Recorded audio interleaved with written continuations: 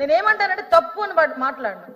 300 రూపాయలు పెట్టి హెల్మెట్ ఈరోజు గవర్నమెంట్ పెట్టుకుంటుందంటే ఆ పోలీసుని కూడా మీరు అర్థం చేసుకోండి. తాళం తీసుకున్నాడు, రూట్ గా బిహేవ్ చేశాడు. రూట్ గా బిహేవ్ చేయడం కదా, టార్గెట్లు ఈ గవర్నమెంట్ లేదు.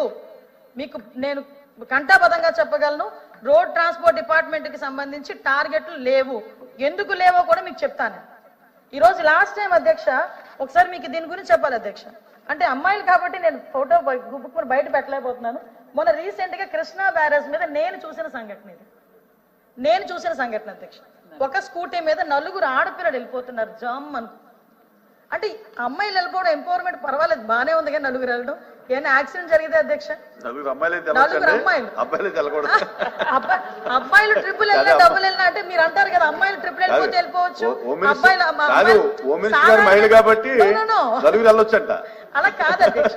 సాధారణంగా అబ్బాయిల్లో ఉన్న పర్సెప్షన్ ఎలా ఉంటదంటే అమ్మాయిలు ట్రిపుల్ వెళ్ళిపోయినా పోలీసులు ఏమనరు, అమ్మాయిలు హెల్మెట్ పెట్టుకోకపోయినా ఏమనరు, ఇలా మాట్లాడతారు.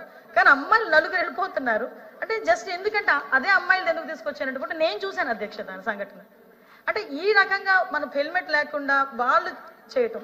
ఒకసారి ఎంతో నాకు బండి కొను, నా అమ్మ బండి కొను. ఈ రోజుల్లో తల్లిదండ్రులు బండి కొనాలంటే భయపడుతున్నారు.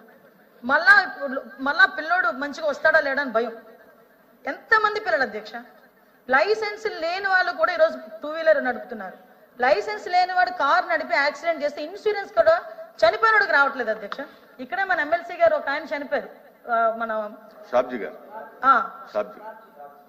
గారు. ఆయనకి ఈ రోజు వరకు ఇన్సూరెన్స్ రాకపోవడానికి కారణం ఏంటంటే ఒక మైనర్ డ్రైవింగ్ యాక్సిడెంట్ లో ఆయన చనిపోయారు. అందువల్ల ఈ రోజుకి కూడా ఇన్సూరెన్స్ రాలేదు అధ్యక్ష. దీనికి సంబంధించి అధ్యక్ష లాస్ట్ ఇంకొక చలనాల గురించి కూడా అడిగారు అధ్యక్ష. యాక్సిడెంట్ చేసిన ఆయనకి ఇన్సూరెన్స్ చనిపోయిన అతనికి రాలేదు insurance. Because of that only. నేనేమంటానంటే అధ్యక్ష